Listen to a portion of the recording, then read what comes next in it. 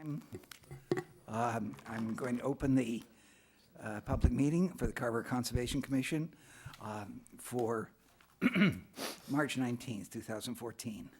First order of business is to read our minutes from March 5th and vote on them.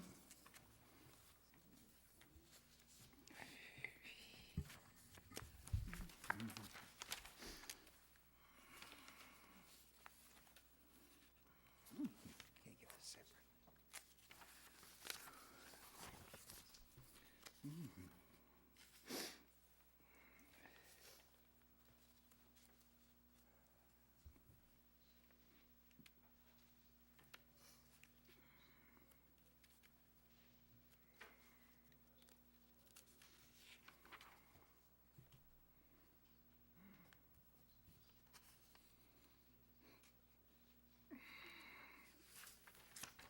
Okay, well, these are just repetitions, yeah.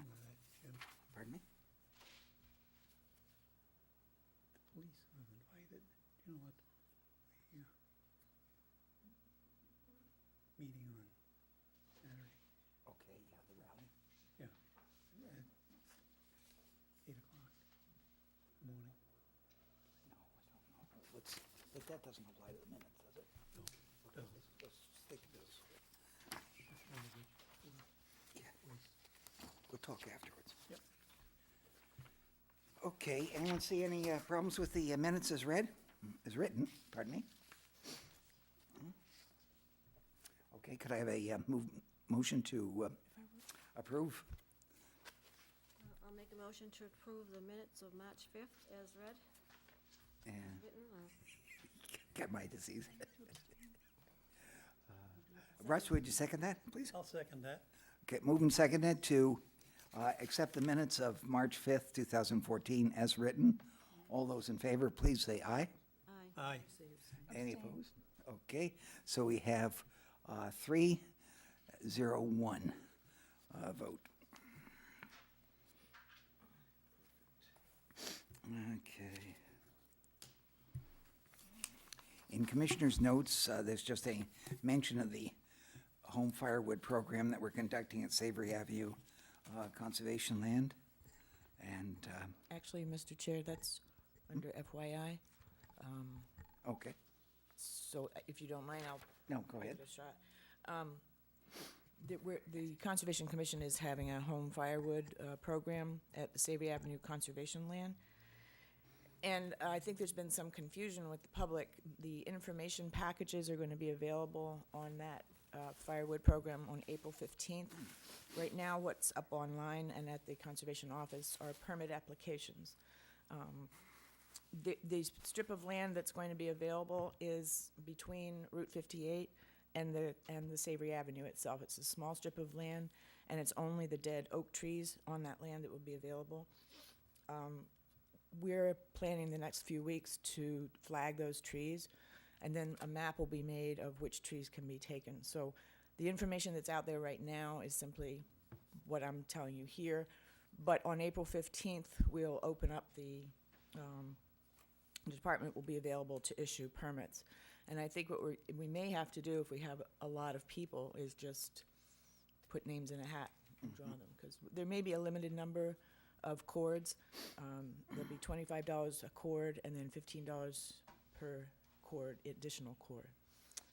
So, And it's important to note that this wood is to be cut by the user and not to be resold. correct. And the last thing that reminds me, thank you, Jim, is that before we can issue you a permit, you, as an applicant, would have to sign a liability waiver in the selectman's office. So you'd be doing your own cutting at your own risk. So, okay. So at this point, we can't, it's a little too early.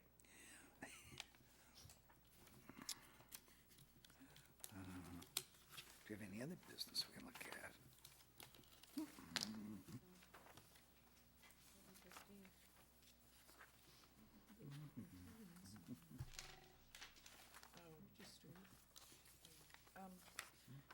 Mr. Chair, Yes. If you want to, the last one listed, the Zero Purchase Street, Ritrium, we've been asked to continue that again because there's still some ongoing discussions about the buffer. Really? Buffering. And so maybe if you want to take care of that now, that won't take very long. We could do that. Is there any questions from the commissioners before we move on that? Zero Purchase Street is the solar project, which is also known as Off Great Meadow and various other names.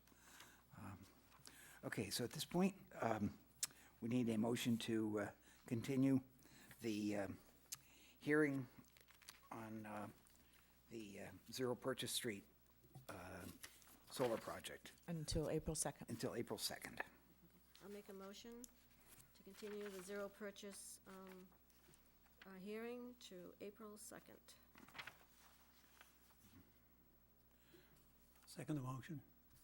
Been moved and seconded to continue the Zero Purchase Street solar project hearing until April 2nd.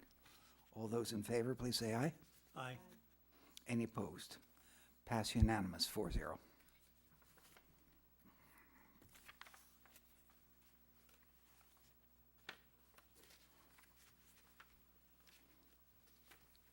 Still didn't take long enough.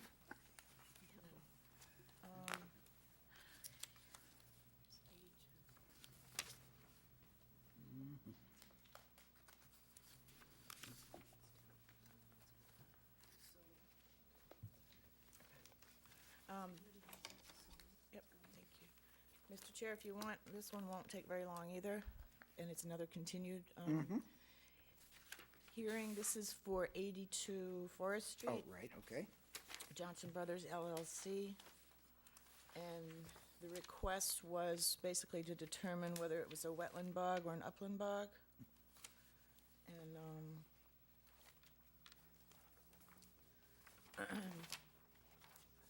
my recommendation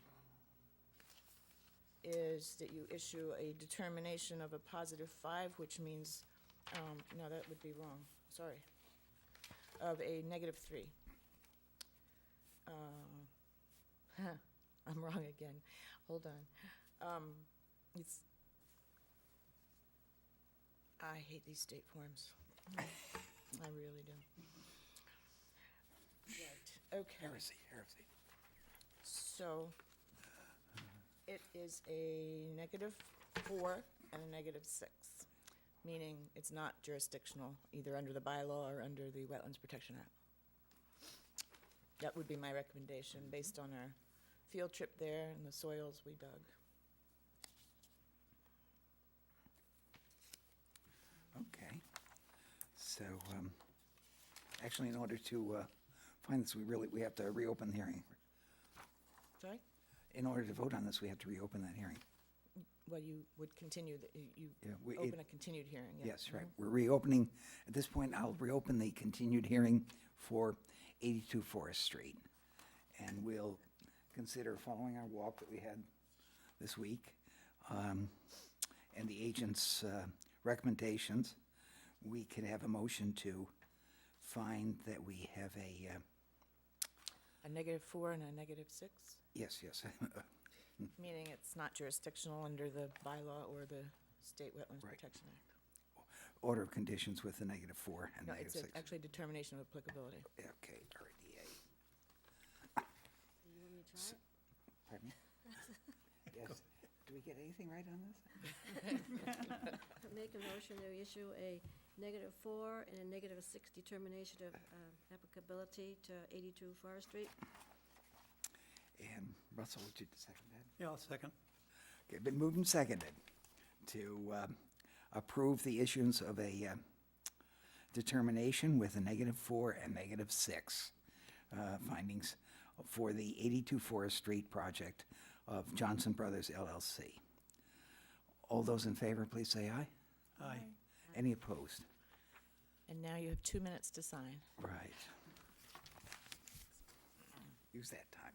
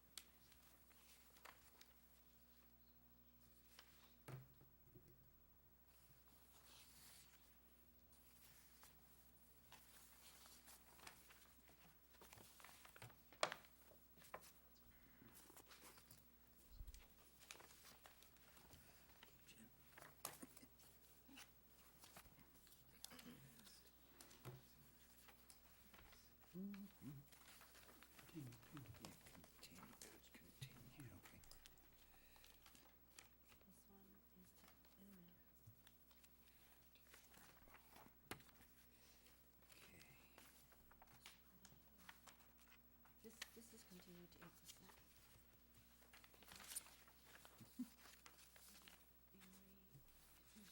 This will be done.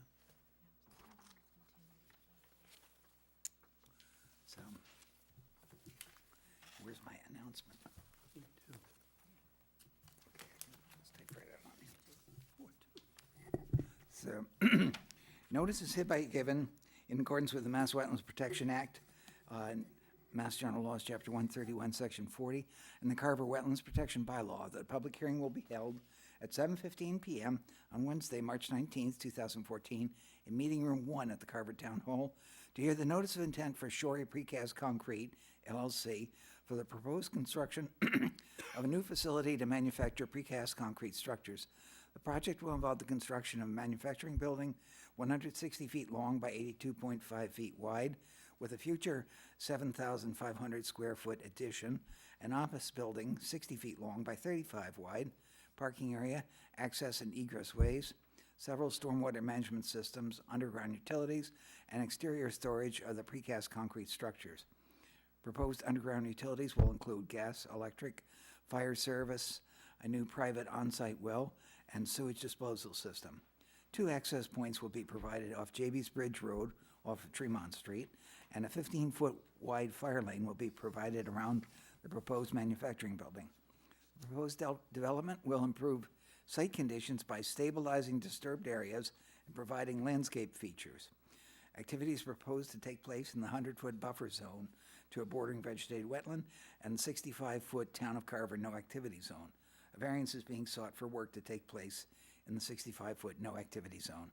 The project is located at 334 Tremont Street, Carver, Mass., map 127, lot 11. All interested parties are invited to attend. And we have JF, go ahead, okay.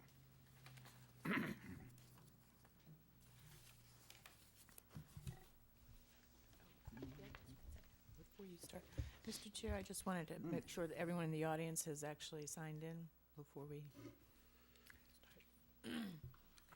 Okay. I'm Bill Madden from GAF Engineering, and with me is Paul Matos from my office, as well as some of the principals from Shorey Precast. Just as prior to starting the meeting, I noticed that you're a couple of members short tonight, and what do we need, like the 4 votes from these members, or the majority of the members You present? need a quorum of the majority. Pardon me? You need a quorum of the members present. Of the 4 present? Correct. Yeah, and you don't operate under the Mullins rule either, I don't think, right? We have not as of yet. Okay. All right, well, then, just want to get that kind of clear on, at least in our minds. I think that I didn't know if you were expecting Dan or Dave to show up tonight. I don't believe so. Unfortunately Okay. not. Yeah. Okay. Well, I guess the decision's up to me, and I suspect we shall move forward.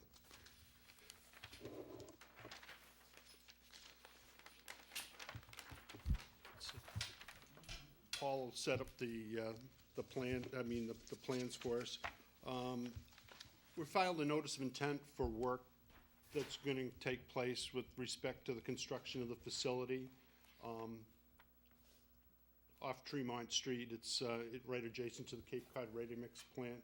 It's property that was approved for a asphalt plant in 1994. I think some of you might have been on the board at that time.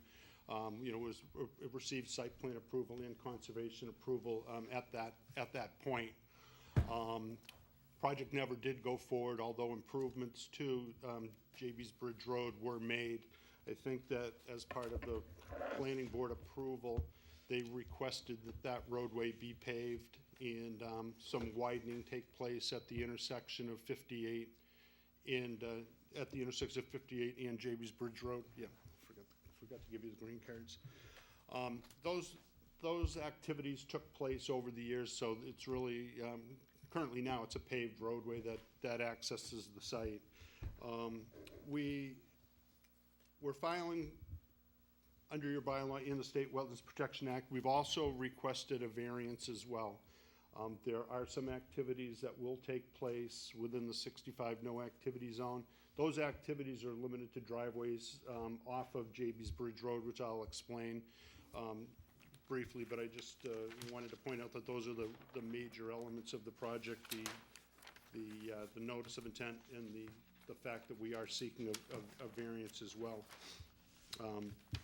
So I'll get started. We had a technical review committee meeting last week. I think it was on Thursday morning rather. Sean Martin, the town's consultant for the planning board, was present at the meeting. He's the individual that reviews the drainage calculations for the planning board.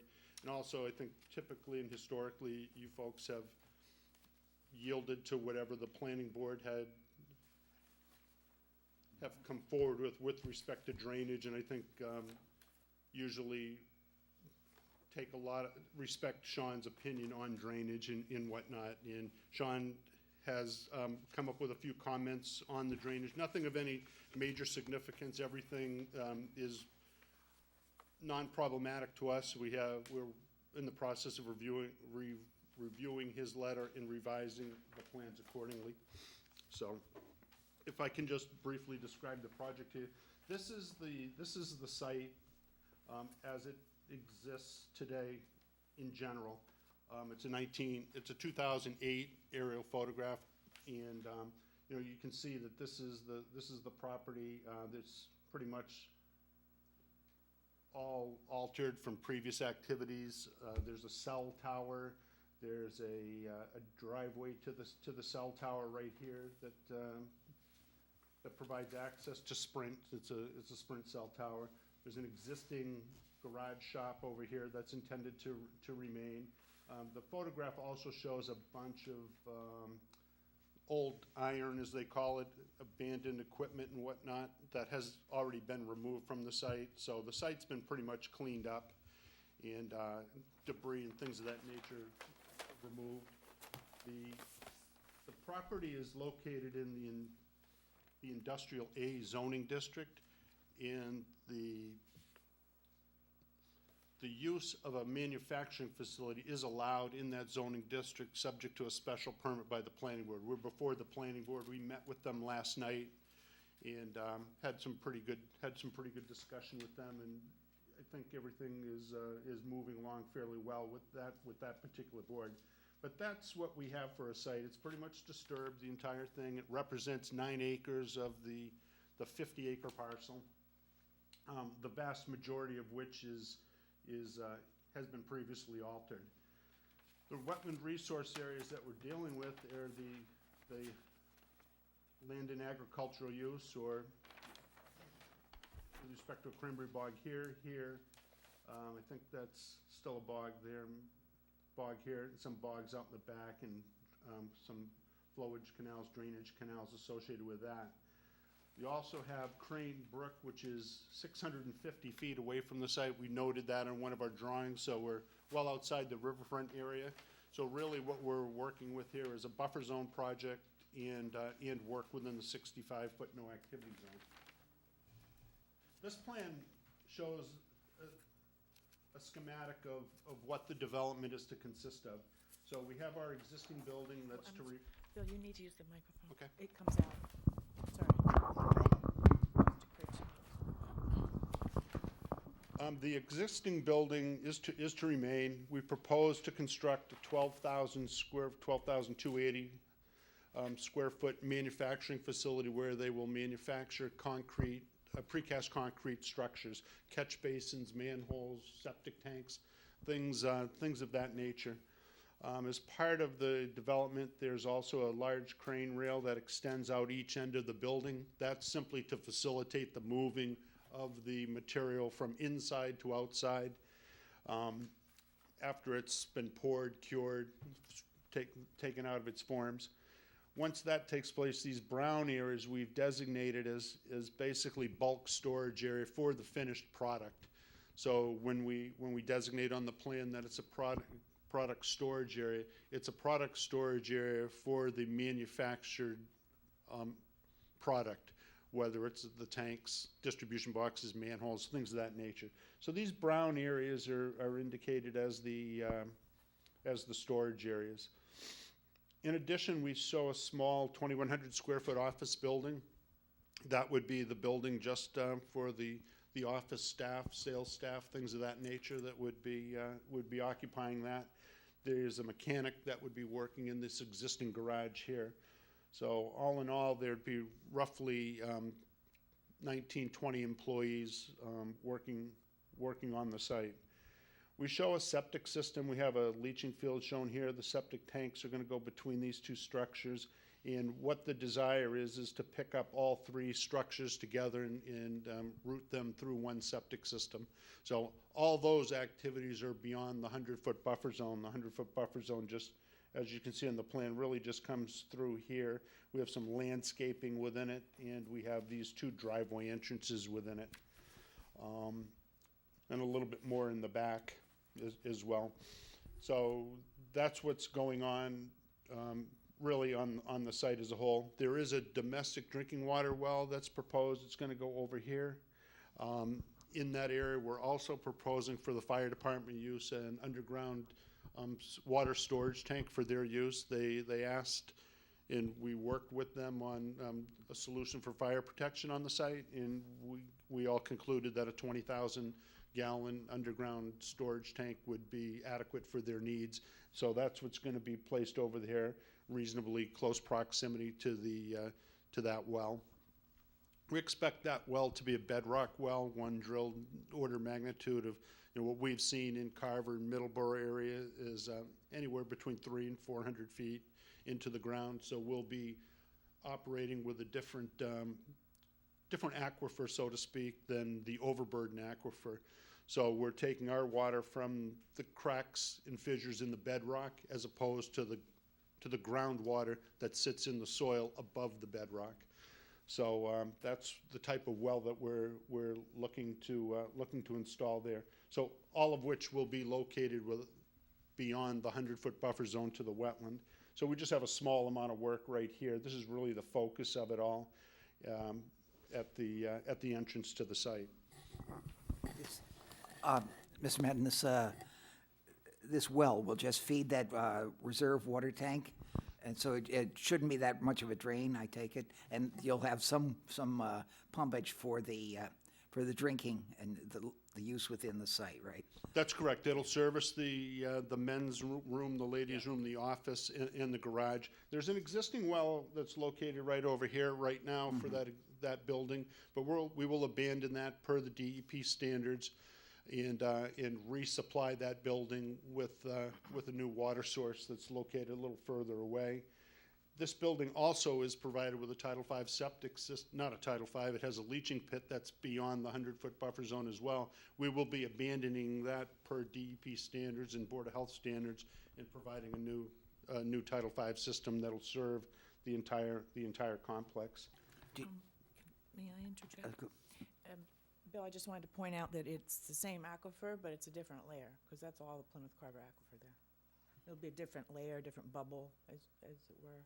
Yeah, okay.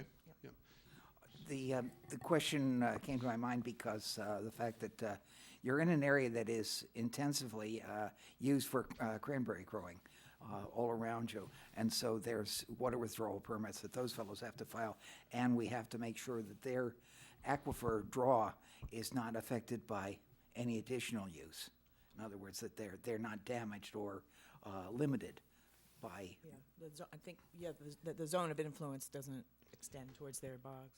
Yeah, well, I think the zone of influence with a bedrock well is quite different from the overburden water supply. I think that the overburden water, most of the growers have excavated ponds into the groundwater that's in the soil layer that's above the bedrock layer. So you really are, while they may be connected some way, we're really two separate and distinct aquifers when it comes to the water supply. The needs of the plant and the users of the plant are relatively modest with respect to the operation that's going on here and in comparison to the water usage by the cranberry guys. We do know, we definitely are sensitive to the cranberry growers in the region, and we understand probably as good, if not better than most, the water supply needs for the cranberry growers. And that's part of the reason why when we designed the stormwater management system, which Paul will talk about later, that we really included quite a few elements of groundwater recharge. That's one of the low-impact development standards that one tries to employ when we're altering a site, is to try to create as much groundwater recharge as we possibly can. And in fact, in this particular instance, we've been able to recharge all the runoff that's generated from our site into the ground underneath the site. So there's a very, complex drainage system, has about 4 or 5 different components, does include quite a few low-impact development practices, integrated management practices associated with low-impact development. So yeah, we were pretty sensitive to that, and we thought that it was really going to be beneficial to provide the maximum amount of groundwater recharge as we possibly could, and I think we've accomplished that. And Sean Martin, I'm sure, will be reporting back and explaining how we do comply with stormwater management and what have you. Just one other thing, Lee. I'd like to see that the commissioners get a copy of that map that you're looking at now with the buildings, the layout on. These maps that are included with the plans are all of such a large area that the detail is impossible to see. Unfortunately, I can't even really, I can figure out roughly where the project is located on this, but we just need a did- map to like that to reproduce be that. able to understand what you're really talking about. No, we're happy to provide you with You that. send that to me digitally, I'll print it out for them. No, that's fine, no problem. Would you like both, the pre and the post, just for comparison's sake? Okay, we can do that. Let's see. I don't know if you want me to talk about the variance request now. It's required under your local bylaw. And, we basically had only one alternative to provide access to this site. When we looked at the access from JB's Bridge Road, which is a paved road, it's laid out at 33 feet. There's 24 feet of pavement on the road. We have some photographs that show the roadway and also show how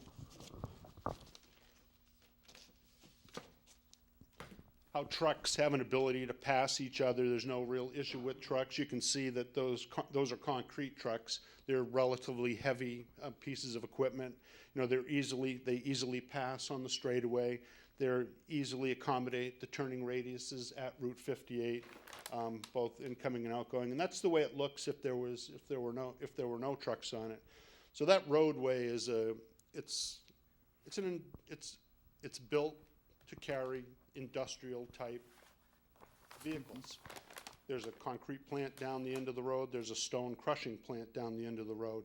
Those trucks are huge in comparison to the 4 trucks that will be operating out of this facility. We'll have 4 trucks that'll be operating. They'll probably make 4 round trips a day delivering product, and 16 vehicle trips is what the added truck trips for the site would be. At least that's what's calculated or projected. And then we also have the employee vehicles that will be coming and going from the site each day. So that's another additional, say, 20 trips thereabouts. So Look, can I interrupt for a minute, Mr. Chair, if I may? Yes, good. You were talking about the variance request, and I just wanted to point out that the drainage structures are going to require a variance. And so it's not just the driveways, it's the drainage structures. And that Sean mentioned that in his comment letter too, that needed to be pulled back. well, the drainage structures, there's a small drainage basin here. The one's coming out of the driveway. Okay, okay, Those are existing catch basins that are installed on Jabez Bridge Road. okay. There's 3 of them there. There's That was 2 not clear. right by our detention pond there on the west side. Yep. And then there's one on the east side, on the opposite side of the road, closest to the bogs. Yeah, I don't know if we're talking about the same thing. But go They're ahead. shown on the existing conditions plan, the existing catch basins that are in the road. And which sheet is that? Be sheet 3. 3, okay.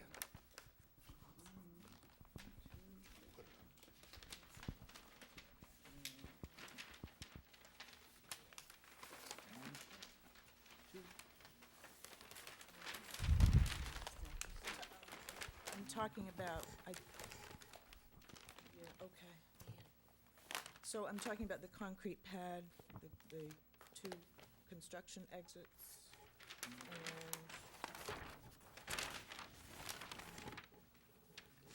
yeah, I guess that's it, the bollards.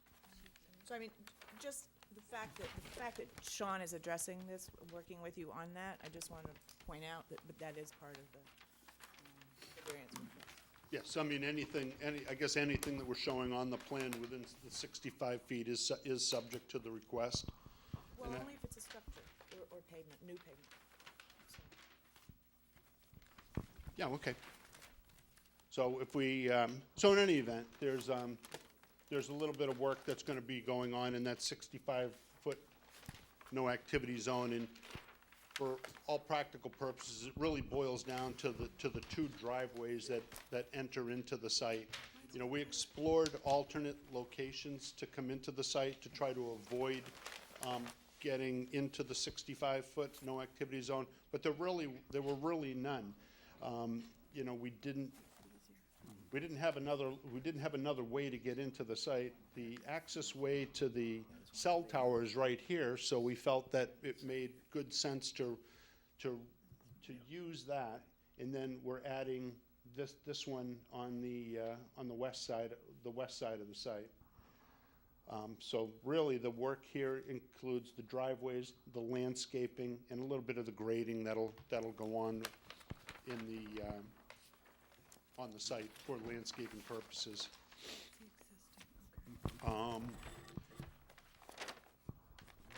When we addressed the variance request, we first dealt with the public and private water supply, groundwater quality, surface water and surface water quality. We felt that the project would not have a significant or cumulative adverse effect on public or private water supplies in the area. Most of that statement is due to the fact that we are infiltrating all of the stormwater into the ground only after adequate pre-treatment has occurred. So there's a number of pre-treatment functions that will take place on the site. Paul will talk about it briefly when we talk about the drainage, but we have, you know, grass-lined swales, we have water quality structures, we have infiltration basins, we have sediment traps and the like. So we think that we actually clean the surface water runoff to a very, very appreciable degree prior to infiltrating it in the ground. We have to by mass stormwater standards. We think that groundwater recharge makes more water available for other users. The flood control is another one of the elements that's protected under the local bylaw, and the work within the 65-foot no activity zone does not occur in any rated or mapped flood zone. So it will not result in displacement of any flood water, it will not have any adverse impact on neighboring properties or on wetland resource areas due to that condition. There is a fairly significant sedimentation and erosion control plan proposed. They will end up providing a pollution prevention plan of some sort as time goes on. But what we're planning to do is have you know, pre-treatment for our detention basins.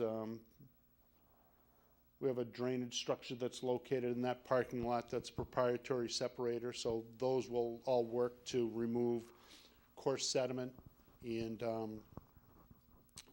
hydrocarbons from the water. The storm drainage and prevention of pollution is achieved by meeting the Stormwater Management Act stormwater policy with respect to disposal of stormwater. We are in full compliance with the stormwater policy, DEP stormwater policy. So we think that that would not result in any adverse impacts of discharges to the ground or discharges to surface water, which none are proposed. Fisheries and wildlife habitat are another element protected by the bylaw. As you can see, the site is pretty pretty altered. Doesn't seem to have a lot of significant habitat value there, but we think that through the placement of some of these landscaping features and enhancing the slopes both on the, I guess it would be the north and the west side, that we will at least provide a little bit of enhancement to wildlife. I think songbirds and small mammals may be able to inhabit the areas. Recreation is another area protected by the bylaw, and you know, you've defined it in the bylaws being defined as the use of land and enjoyment of other natural surroundings in a manner so as not to hinder access to wetlands and other resource areas. You know, this is a fully developed industrial site, really doesn't have those recreational characteristics, but nevertheless, we're still obligated to address them for you. Agriculture is another element protected by the bylaw, and although this project doesn't play a role in agriculture in and of itself, it has the potential to create some adverse effects for agriculture. We think the design, particularly that of the stormwater management, has mitigated any negative annotation that could be associated with the project. The aesthetics, once again, it's an altered site. We're not going to disrupt the viewscape of a river system or anything of that nature, so we don't think that really plays into this too much. Rare plants and animal species, there are none on the site. We're not in any mapped habitat. You know, we do have a little bit of a habitat enhancement going with the project, and the riverfront area is the final thing, and we're not in the riverfront area, so we should not have any adverse impact to that. So we like to think that the way the project has been presented, you know, that we have demonstrated that it will not have a cumulative adverse impact to the wetland resource values of the town of Carver. In that the recharge is a net positive number, because now we don't really have the same recharge capabilities, and once the project is constructed, we will be recharging all the water that falls on the site. There's no outlets on the property. So that's pretty much what we have with the variance. I'm going to let Paul talk about the drainage just briefly on it, because with the integrated management practices associated with low impact development, they include like conservation and minimization. By that we mean we want to conserve open space. Where this is a developed site, we really can't conserve open space or land, but we can improve the quality of it, and I think by the plantings and the vegetations we will achieve that. Additionally, minimization is really with respect to pavement. We have minimized the amount of impervious surfaces on the site to the maximum practical degree. We include storage capabilities. We have a detention pond, retention pond here. This will be a retention pond. We also have underground infiltration that'll occur over here. So we have the storage element. We have a conveyance element, which is a surface swale in the back of the site that'll pick up runoff from these slopes in the back of the building and route it to this small detention pond here. And then we have the landscaping elements and infiltration that I've already talked about. So we really have quite a few of the integrated practices that are all part of low impact development. We think that the design complies with low impact development to a pretty strong degree, given what we have to work with. It's a little bit of a different setting. It's not a virgin forest in this case. So if you'd like, I'll have Paul just briefly touch on the stormwater.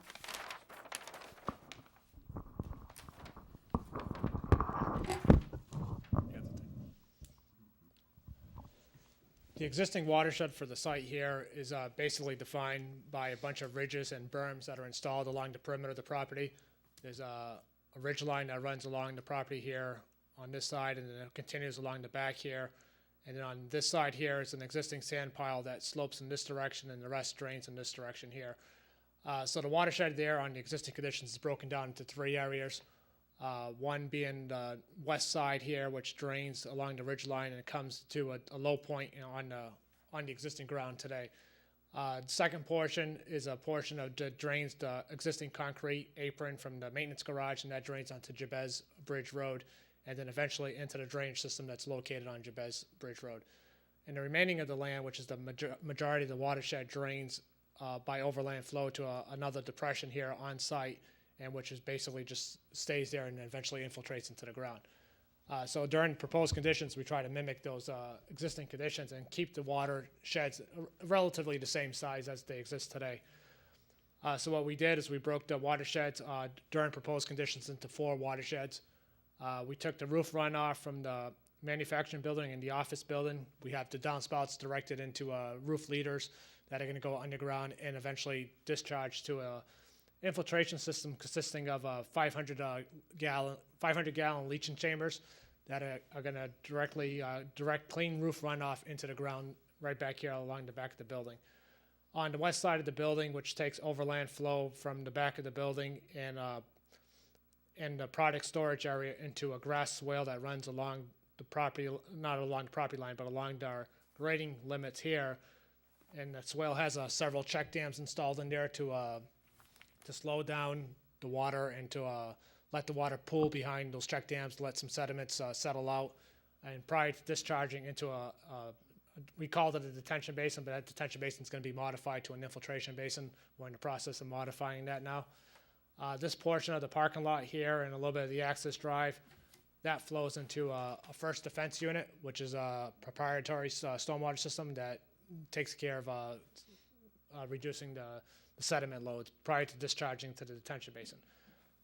The rest of the parking lot in front of the manufacturing building and the rest of it in front of the office building, that drains into deep sump hooded catch basins, which eventually flow into an oil grit separator and then eventually into another underground infiltration system consisting of the 500-gallon leaching chambers.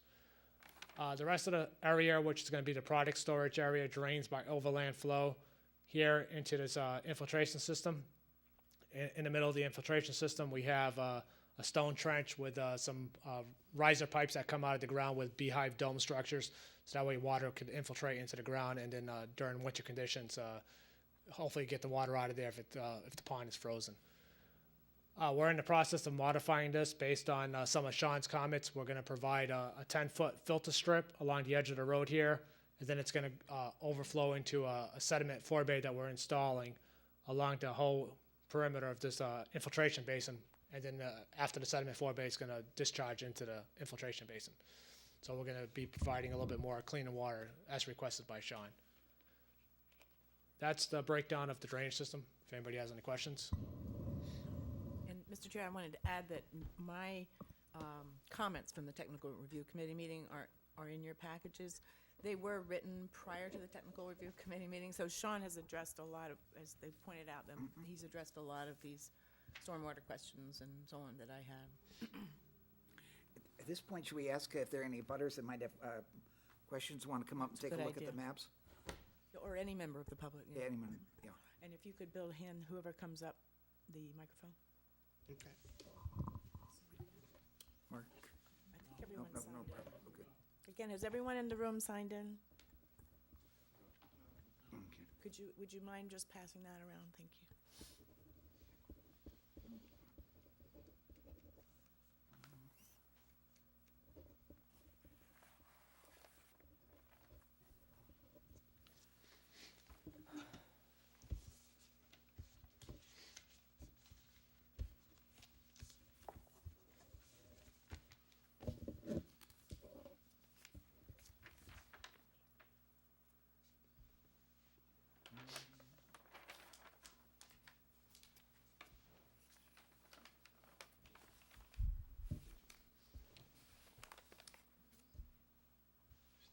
Oops, yeah. Oh, I think it's there. I think that's the pen. That's okay.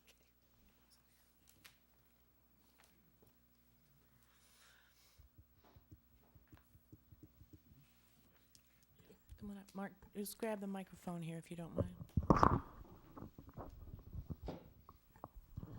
Yeah, my name's Mark Weston, and I own 3/4 of the way around your property. My question, all of that, yeah. And my basic question first was the well, and you kind of touched on that. You're going artesian, so it shouldn't affect me in any way that way. And the other aspect was the sloping of the land where it butts all my land. And there's a couple of things on the roadside that I'd like to change. I'd like to meet with you people sometime just to go over what you leave. You slope it up and you leave trees that just stand there that the wind can take down or whatever. Where I have the cranberry bogs, I might want to go over with you people at some time and how that's going to be left. If that's not a problem. Okay.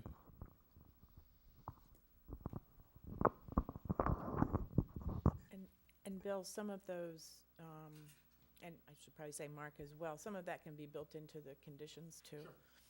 That makes it easy. Anyone else? Guess not. So we have no other questions here? There's one other person on the, is that in the butter? Anyone else have any questions out there, comments? Okay. So at this point, we We should continue it to we're the going to site. move to continue and also plan for a site walk, So that would be continued to April 2nd as well. right? Okay. And- Unless, yeah, no. Could I just, Yes. I know you're going to be scheduling a site walk. We have one scheduled with the planning board for 5 o'clock on Tuesday, the 25th. Uh-huh. I didn't know if perhaps that might work in your schedule. If it does, that'd be great. We could perhaps have a joint meeting. We're gonna be staking out a number of things for the planning board. You know, I just offer it out there as a means to Yeah. hopefully move things along quicker. least some of us I probably don't know could. if you're available. If you are, great. If not, we'll have another meeting. No, I'm not sure that I am actually, but I would be. Russ, Judy, do you think 5 o'clock on Tuesday? Yeah. Okay, Tuesday. Coming Tuesday? that would be good, because that way we could hear their comments, they could hear ours, et cetera. Joint meeting might work out pretty good, I think. Yeah. Yeah, and then we could go, if Sarah wants to come take a look, we'll have the experience of having been there that once. yeah, we can do a second short one. Okay. Now, would there be anything particular that the Conservation Commission will be wanting us to stake out? Because the planning board wants us to stake out the building corners, the driveway entrances, and the parking lot. That's what We we'll be wanna see staking that. out. That's Probably pretty the- much it too, and Okay. especially Yeah. whatever's within 65. Yeah, maybe the area where the retention pond is and so on, just the water movement structures along that, grassy swale that's going to be behind the building and so on, that, yeah. Just- That's a good idea. Yeah, we can do that. It's really probably enough that we just are there and you point it out to us, but. We could put some stakes out, so at least you can walk it perhaps center line of the swale, something along those lines. Might work, Filet mignon, okay. no problem. Okay, so with that in mind, should we get a motion for continuance Till April 2nd. to April 2nd? Okay, I make a motion, we continue the hearing to April 2nd for 334 Tremont Street. Let's- Second. It's been moved and seconded to continue the hearing for Shorey Precast Concrete to April 2nd. All those in favor, please say aye. Aye. Any opposed? Pass unanimously, 4-0. Thank you. Thanks very much.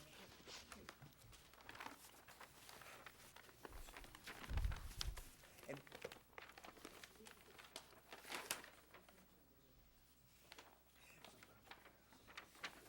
Bill, at that time, could we have those other maps? Yeah, he's going to send them to me digitally. Okay, oh, and okay, I'll tomorrow. print them out. Excellent, okay. I just, I'm sorry, I'm looking at this and it's like, I can't really relate.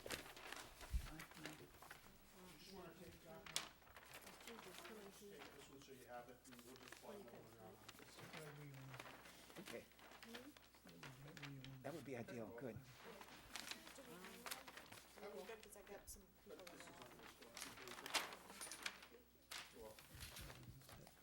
Okay.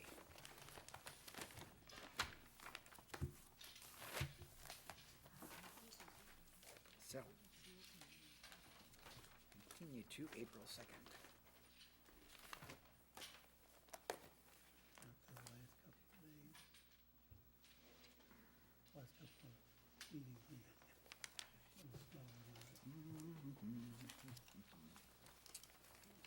So at this point, I think our next order of business is the Route 58 Town of Carver and DPW project.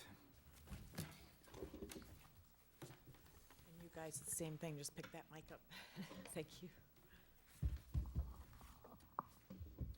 I see it.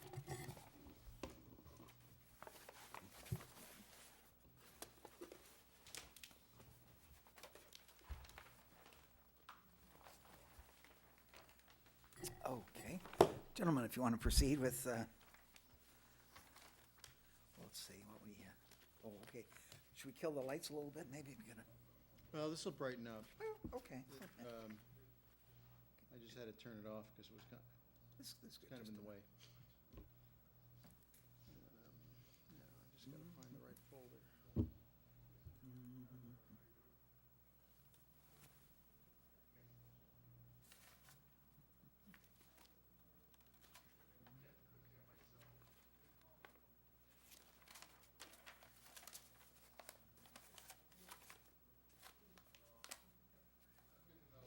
Okay, we had a site visit on Monday. Looked at each of the wetland resource areas. Gene, I'm sorry. Oh, I'm sorry. Comes out of the holder. It's easier. We had a site visit on Monday afternoon and went to each of the wetland resource areas that we are in proximity to. Discussed the construction activities that were going to be taking place at each location. And there was a request to provide copies of these colored plans electronically, which I did. And then I also provided a plan, with roadway projects, there are at least 3 different versions of the plan sets. And we provided a set of what are called construction plan set, which show the catch basin locations and note the catch basin locations in a little hexagon, and they're all numbered sequentially through the project. And then there's a little label or a little schedule on the plan that tells what that feature is, if it's a catch basin or a drain manhole, and what the inverts are. The information associated with each of those catch basins is being updated by the DPW. They're going to survey all of these for us, determine which ones are in fact deep sump catch basins now, and if they're not, they're slated to be removed and replaced as part of this project to become deep sump catch basins. So that work, they all have to be cleaned out and then probed to determine what type of structure they are. And Jean, let me just interrupt you too, and remind you, if you will, when you get that information from the DPW, if you could send that to me as well, so that I Yep. can update our storm drainage Certainly. mapping. And somehow, identify it's going to be catch basin, whatever, at, station, whatever, somehow, so that it's not just hard for me to find. Yeah, the catch basin, the little block that identifies each catch basin also identifies it by stationing along the road, Okay. so you can figure it Easy to out. match, yeah. And like I say, each sheet has a little schedule on it that has just the catch basins on that sheet. So it's sheet by sheet, it has all the information specific to that sheet. So when you send me that, you'll be able to say it's at station. Right. whatever. That's great. Exactly. Okay, good, thanks.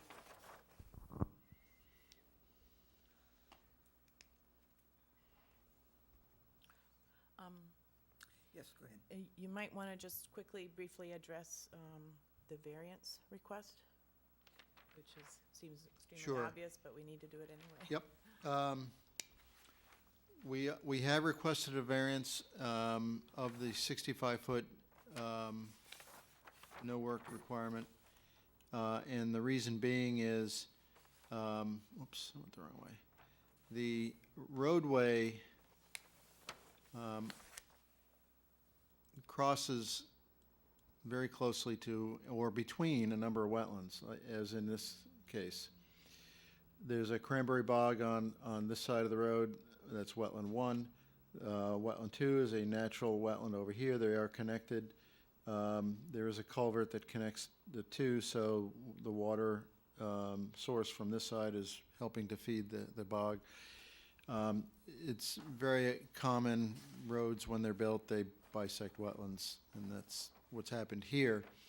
To do the work we're proposing to do, there's quite literally no way for us to actually not be into the 65-foot zone. Part of the road itself, as you can see, this is the 65-foot boundary.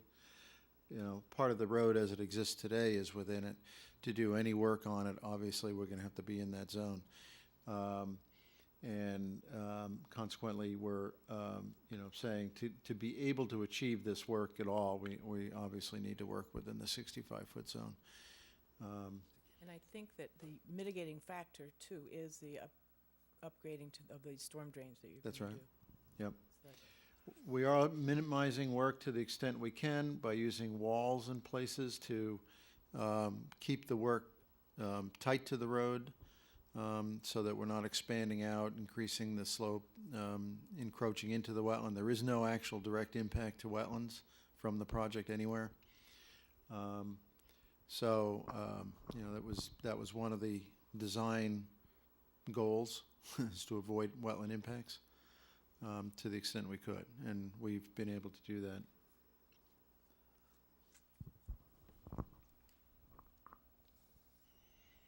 And I'm sorry, one last time, because I think the issue came up in the last hearing, and remember you told me the revised number for the riverfront area Yep. impact? Yeah, I was just about to go to that. Oh, I'm sorry. No, that's fine. There's riverfront in one location, which is down near the southern end of the project, which is South Meadow Road. Meadow Brook comes across the road through a culvert, or actually a bridge at this location. The blue line here represents the 200-foot riverfront area as it extends, so clearly the road is fully within the riverfront area from both sides, and we're working within it. We are minimizing the work to the extent we can. We are increasing impervious a little bit because we are putting a sidewalk in along this side. You see these two arrows here? That represents a 5.5-foot concrete sidewalk that's being put in on this side. And it's coming around the corner and tying into the existing sidewalk that goes up South Meadowbrook Road. We are widening that pavement in that area, or creating pavement in that area, but if you notice, it's a 5-foot sidewalk, but this line with the dots on it represents the existing guardrail. So we're actually splitting the existing edge of the road with our new sidewalk to minimize the amount of additional pavement that we're talking about. We did calculate what that is, what the additional pavement is, and it's actually less than I told you in the field. It's actually 1,320 square feet of additional, and it's all sidewalk.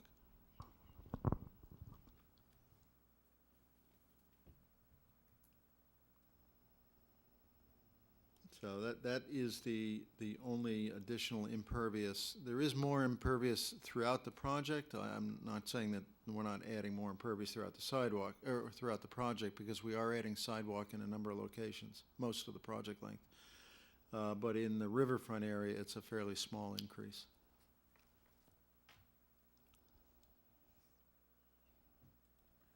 So, and we saw no problems in our walk. No, we didn't.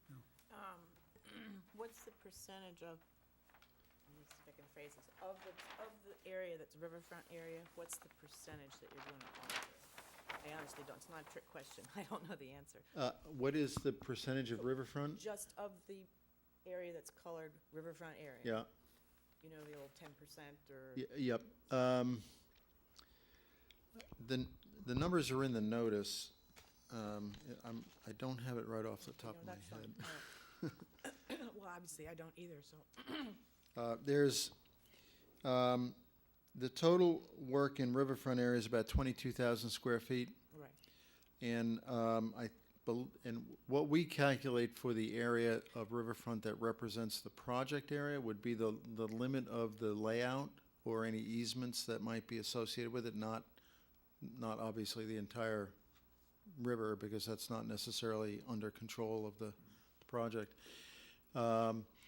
We reported here that it was 150,000 square feet of riverfront area, but I think this number is wrong. I think this is overblown a little bit. I think the actual number is more like 40,000 square feet. 40,000, Yeah. total area. Okay, Yeah, so I think it was like 46,000. this is clear, this 1,320 is clearly within the, Yes, yes. Yep. Allowable. so do you have that total? Because of course I'll have to put it in there. Yep, I Right, can get so that for you. that for me, that'd be Yep, great. absolutely.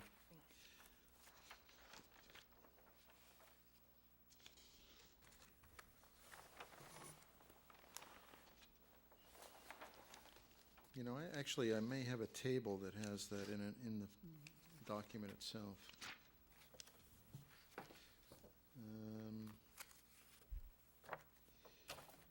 No, I don't. I'm sorry. We can get that.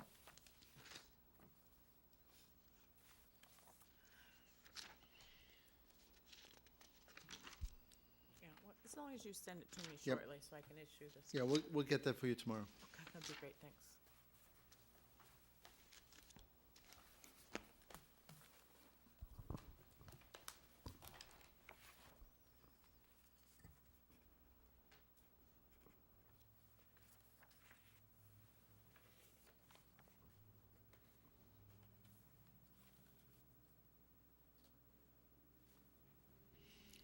Okay. And I guess, sorry to talk so much, Mr. Chair. My final comment is, I know you were here for the previous applicant, and if you could just go through those interests in the bylaw. It's pretty clear cut, most of the interests aren't relevant, but like the riverfront area is, and Yep. just if you could put that in writing for me. Okay, sure. I mean, Absolutely. you pretty much talked about it here tonight, but that would be a good thing. In regards to the 65-foot? Correct. So, Yes, yeah, okay, that would certainly. be the interest under the Certainly. bylaw. Yeah, you're obviously enhancing the recreational interest and making a sidewalk. Right. There you go, there's one. Well, the goal of any kind of improvement, anytime a road is improved nowadays, DOT has a complete streets policy, which includes adding pedestrian accommodation and bicycle accommodation. So anytime DOT projects can come before you, you're gonna see them trying to put in sidewalks, trying to add in shoulders that are bikeable shoulders, so that not just cars can use the roadway. And it makes it safer for everybody, including the vehicles. We have a growingly active bicycle group in town, so they've been speaking up quite a bit. Yeah, it's a big thing. We actually do a lot of bicycle trails, and rail trails are great. I mean, they go through the woods, and they're just really an enjoyable ride, off and away from the traffic. It's surprising that there are some communities and some people that don't like them, and they're really opposed to them. There's a fear or concern that it brings in undesirables and crime and stuff, which is completely unfounded in reality. Very few criminals on bicycles. Yeah, exactly. There's also the thought that it reduces property values, but it's actually the opposite. Property values go up when there's a bike path that's brought into the neighborhood in the area. So I'll tell you, if I had one right next to me, it'd be wonderful. I'd love it. There's a area in South Carver that is intensively being developed for a number of things, housing subdivisions and more bog activity, and a landscaping production facility also that Makepeace is working on. And one of the neighbors suggested that, well, all that truck traffic is really going to make it difficult to do bicycling on that road, which it already is bad enough. And they said, we're thinking seriously about putting in a bike path. And she was like, wow. Yeah, great. That was very nice to hear. Well, it's, you know, the DOT's putting a lot of money into that, and because they're not looking at it for recreational, they're looking for it as a transportation mode other than roads. And there's a really big Federal Highway Administration push to find other ways to get people around other than just building roads. And so bicycles are one of the big ways to do that. And, you know, people do commute on bicycle paths where they're able to.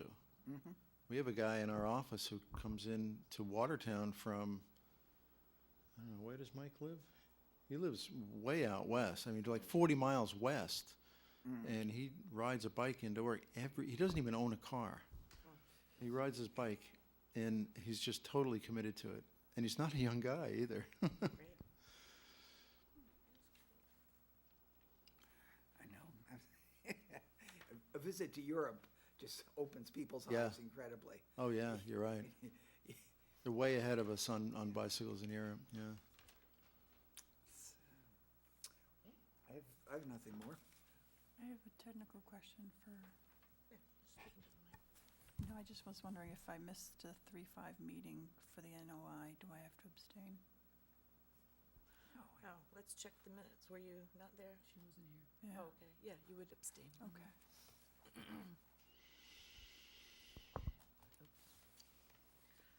So I guess we should see if there's anyone in the audience that would like to ask any questions. All right, yeah, do we have anyone else that wants to comment or speak on this subject? No one's showing their hand. So, I guess at this point, we ought to move for the question. So I guess you would move to close the hearing, then Right. do the variance, and Yep. then Yep. the rest of it. Judy, Russ, you have anything more to say? Nope. Okay, close the hearing. We went on the sidewalk, everything's Yeah. all set. Okay, so let's get a motion to close the hearing. Yeah, make a motion that we close the hearing for Route 58. Second? It's been moved and seconded to close the hearing on the Route 58 improvement project. All those in favor, please say aye. Aye. Aye. And so the vote is 3-0-1 on the project. Oh, that's for closing the hearing. Yeah, closing Oh. the hearing, yeah, sorry, closing the hearing. You didn't have to abstain for that. Yeah, I was just gonna say, I didn't, Okay, now then, we're gonna discuss the variances needed. okay. So I would recommend that you approve the variances, because, They're necessary. well, first of all, they're necessary. The project couldn't go forward without it. But second of all, they're actually doing a few things to mitigate and improve Yeah. the area that they're working in, so. Right. And groundwater control and so on and so forth. Correct. And so I don't think anything that they're doing down there will have any negative cumulative effects or detrimental effects. So, So we have a motion to approve any variances necessary. Okay, I will make a motion to approve any variances needed for the Route 58 project. She's not gonna do it. You're not gonna do it. I can't do it.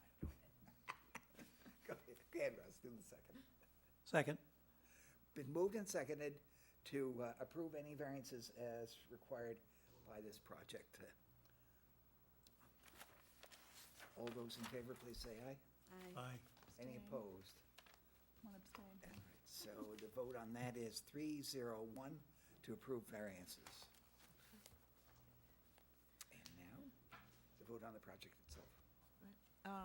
so I'm going to recommend that you approve the project, and except for the variance parts, it's pretty boilerplate. You know, they're going to give me the stormwater information, so I'll know what what's getting a new Change it, yeah. deep sump and what isn't, and Can update the stormwater right. plan. So I think that some of that might make its way into the conditions, but I can't think of any particular thing other than that. So we're just approving the project for 58? Right, we're gonna approve the project. I make a motion to approve the project on Route 58. Second? All Okay, it's been moved and seconded to approve the project by Mass DOT for Route 58. All those in favor, please say aye. Aye. One abstention. So the vote is 301.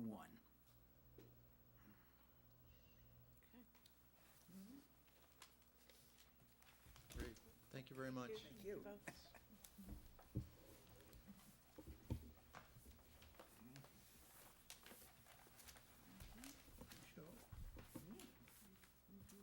So what else do we have on our minutes? Okay.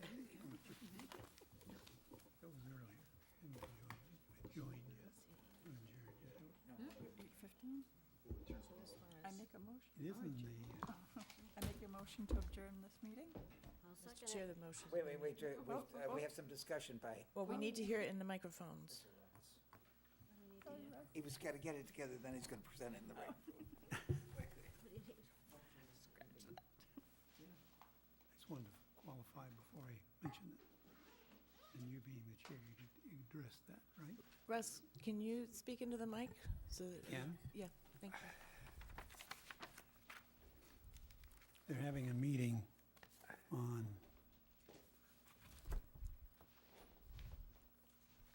Oh, March 25th? I'm sorry. police. It's a site walk. Oh, the site walk? Oh, so, No. Was on the agenda. But it was something that I wanted to bring up.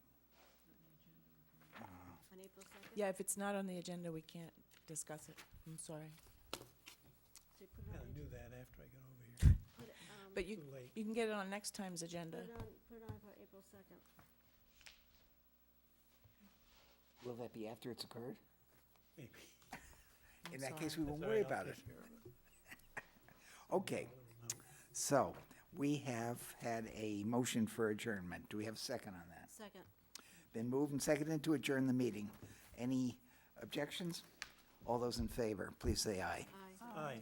Opposed? It's passed 401, 4-4.